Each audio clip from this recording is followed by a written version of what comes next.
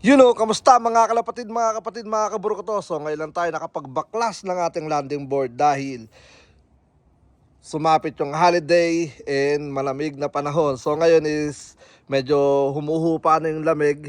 Yan, so makakapag-trabaho na ulit tayo rito sa labas. So yung loob, wala na tayo problema. Ang problema na lang natin yung landing board. So kinalas ko na yung landing natin, yung mga plywood. Yan, grabe ano na talaga. Tag dito lumambot. So ang plano ko ngayon, check natin yung bawat kahoy, yung mga dapat tanggalin, tatanggalin natin. So tinanggal ko na yung mga nandito, yung nasa gitna kasi yun yung lubhang na nagkaroon ng damage.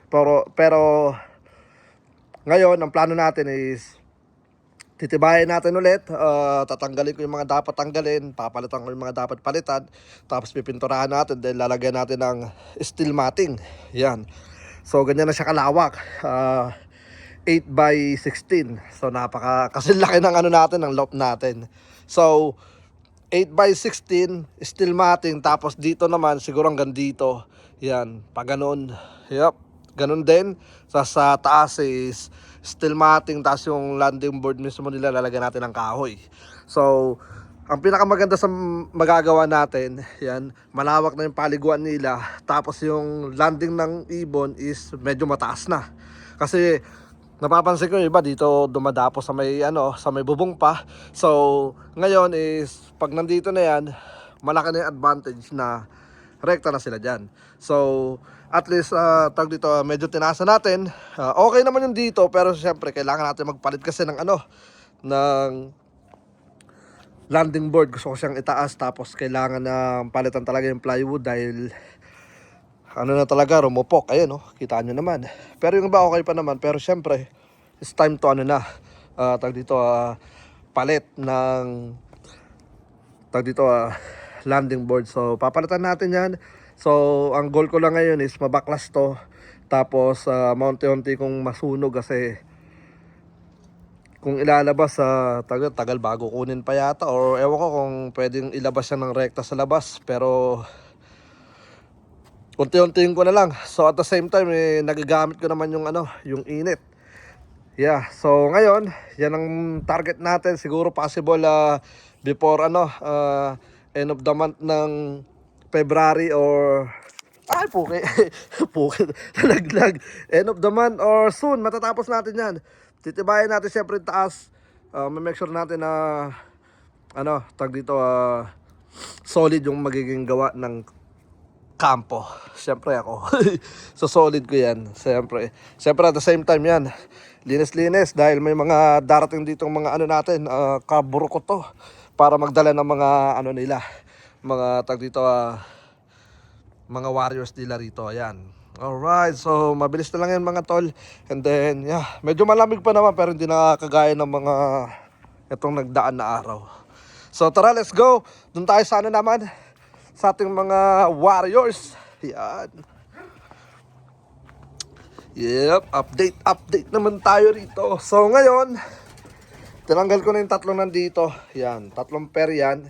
Kasi gagamitin ko to para sa quarantine natin, at o-order tayo ng dalawang ganito.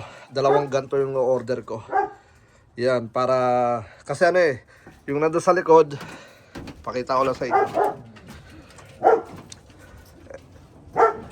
Yan, yung nandito sa likod yun, wala na. Yep, tinanggal ko na kasi nga pinasok ko na rito. Yan. So eto, di ko to masyado nagamit. Yan, kasi nga tayo, ang dami natin binawas na breeder. Yan, kasi nga puro kasi nga para kasisi nga. Alright, kasi tag dito, iba yung goal natin ngayon. Wala tayo masyadong, sakto na ipapadala natin mga YB sa wallow price. Sakto lang. Hey! Excuse me. Yeah, sakto lang. Alright, so tara, let's go at silip tayo sa mga warriors natin.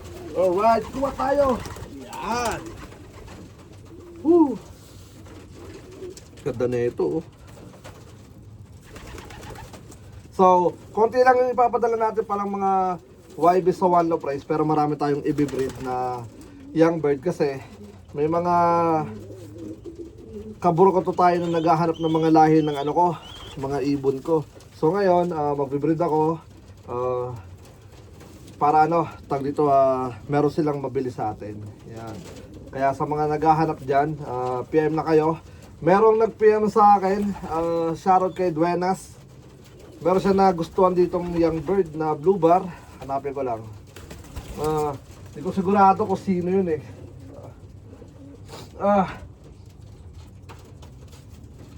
Pero ito. Ay po. Ay hindi. Blue bar na makinis yung na-discarte niya. Amin ha. Natanaw niya. Yan.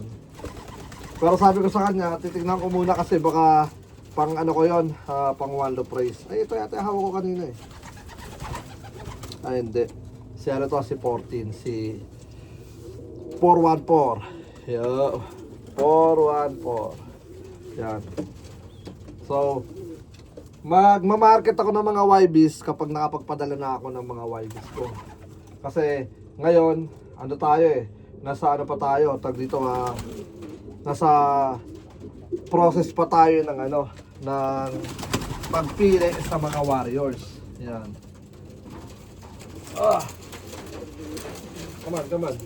At magpapalipad din kasi ako eh. Magpapalipad din ako ng mga warriors, mga YBs. Ito si 402. Ito possible na ano to. Isa to sa mga pick natin. Yep. Blue bar. So may napili si ano, si Utol ano. Magaling pumikap siya si Utol Duenas. Yan. Ganda ng pangalan niya eh. Ano eh, rhyming ng Buenas. Diba? Yep. Nakatignan nyo naman oh. Lalaki ng mga YBs natin. Partida. Kung naaalala nyo yung mga vlog natin partida. Kung naaalala nyo yung mga vlog natin. Nilagay ko sila rito, maliliit lang talaga. Mga ganito kaliliit oh. Come on. Mga ganito kaliliit. Yan, mga ganito. Yung mga ganito lang talaga. Uy, mataas tong babagsakan mo. Yan, ito ay anak ng ano natin, ng ating Forge 911 and Best Kittel. Yan, Warren. Yan, Warren. Alright, next mate na doon sa baba. Ito next mate na. Yan, ito dead lang oh. Oh, di ba? Yan. Pero ang lakas kumain dito. Teka lang, easy. Ang lakas kumain kaya possible na ano sila humina. Kumbaga, bata pa lang talaga. Ay, ano, tawag dito. Tatakaw na. Natuturuan na natin kaagad kung paano sila makikipagdigmaan sa pagdating pagkainan. Yan. Kasi isa yan sa mga dapat nyong ituro. Kasi kapag late nyo na sila tinuruan, tapos ipapadala nyo na sa one of place, okay naman. Pero syempre, kanya-kanyang diskarte para sa akin kasi mas gusto ko kapag lapag mo, boom, ready to ano na kagad, kainan. Ito naman anak ng ornat, saka ng ating ano, anak ng ating ornat at ng ating dugong maharlika. Yan, ito. Blue bar white light. Yan, gusto ko sanang subukan to pero syempre pick muna tayo. Napaka-solid oh. Yep. Napaka-solid. So abang-abang. Pero kung ano, kung gusto mo ng isa sa mga pumila, pwede kayong ano, mag-text sa akin 850-454-5763. Yan. Sabihin nyo lang na ano, sabihin nyo lang na G kapag ka may available, sabihan mo lang ako. Ganun lang. Para kapag ka nakapili na ako is masabihan kita kung ano yung mga available natin. Ito si whitetail. Yan. Napaka-solid, napakaganda. Anak to ng ano. Ito ay anak ng ating double 2 times money winner sa Martinez Classic. Tapos yung nanay nito is anak niya yung ano, Texas Dash for cash. Ano yun? Tsaka yung ano, 3 times money winner sa Blue Bucket. Yan. Anak ko na dead shot. So, padala natin. Yan. Malay mo, di ba? White tail. Mga silip sa labas kasi nagsusunog tayo. Yup. White tail. You know? Grabe, bihira ako magkaroon ng ganito. Pero napakaganda. Ayan. Woo! Alright, so yeah. Ano na tayo? Aray. Masid-masid lang. Dahil malapit nang magpadala ng mga YBs. Ayan. Sasali tayo sa mga mamahaling Wando Praise. Kasi lalaro ka na lang din. Banata mo na yung mga ano. Sabay mo na yung mga Warriors natin. Nakakasabay naman sila sa final. Umaabot naman. Basta wag lang sila mag-overplay sa umpisa. Mapasama sila sa activation. May chance na tayo manalo. Yep. Ito. Lahat naman eh. Kung gusto mo manalo, syempre, sumali ka. Kung ayaw mo manalo, huwag ka sumali. Yep. Napaka-solid. Napaka-angas. Yep. And then, nung remember nyo yung ano, bagong project natin na dalawang young bird na ano, mga late hatch natin. Binalik ko dito para lang ma-empty ko yung tatlong pagkakapatong doon. Ayan. Hey, Dimple! Aso natin eh, oh. Alright, so, yeah. Come on. Yung mga warriors natin, mga tol. Kaya kung ako sa inyo, PM na. Yep. Ang maganda sa mga binibreed natin ngayon is nakahanay sila sa mga winner line na natin. Hindi na tayo hindi na tayo nag-breed ng ano, ng mga sample pairing. Maliban sa mga Ports 911 Best Kittel na bagong hanay dito sa kampo natin. Pero sila naman, hindi naman sila mga for sale. Ano sila, tag dito, breed for ano sila, tag dito, warriors. Dahil kailangan mo na subukan bago tayo mag-market. Yep. Kasi gusto ko, ano talaga, tag dito, oh, lucky. Gusto ko talaga, ano, tag dito, winner ang ating mga inilalabas. Para may chance naman manalo yung mga ano, nakakuha sa atin. Yep. Ito, cock. Yeah. Possible cock ang mga ipapadala ko kasi hen ang mga target ko eh. Na stay dito. Yan, napakaganda oh. Saradong-sarado yung ano. Saradong-sarado yung kanilang ano, sipit-sipitan kung tawagin. Tapos yung katawan malaki. So ibig sabihin kapag nag-matured to, grabe, napakagandang katawan, solid. Yan. Bihira ako makakuha ng bangkain. Yan, ganda ng ano, lapad oh. Bihira. Yup. Ito blue check, syempre alam niyo na pag blue check, padala natin. Baka ipadala pa sa iba eh. Yup, may ano, may isang taga Virginia na ano, tag dito, gusto ng YBs na ano, blue check. Pero di pa kasi ako nakakapili. Yan. Dahil gusto ko munang ano, mamili muna ako syempre para sa pandigmaan natin, di ba? Yup. Yun o, napakaganda na ito. Napaka-simple lang. Ito, anak ng ano natin o. Saka lang, make sure ko lang bago tayo magbanggit.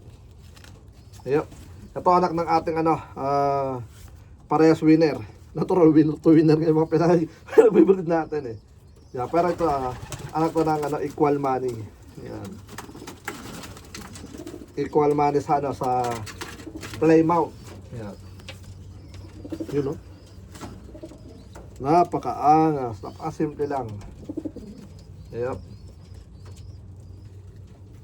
Alright. So yun na mga utol. Pinakita ko lang sa inyo na uumpisahan na natin yung ano, ating landing board. Setup na. Sa-setup ko ng ano, yung kahoy. Pipinturahan ko na rin para kapag kalagay ng steel matting, yung steel matting para nakapintura na lahat ng mga kahoy. Tapos tsaka natin lalagyan ng skeleton pataas. Yun. Kailangan medyo planado at huwag mandalian. So, bakit ako ngayon lang gumawa doon sa landing board natin? Kasi alam nyo naman, naging taglamig, busy sa breeding season, maraming holiday na nagdaan, bakasyon sa New Jersey, long drive yung mga tol, na ilang beses. Yep.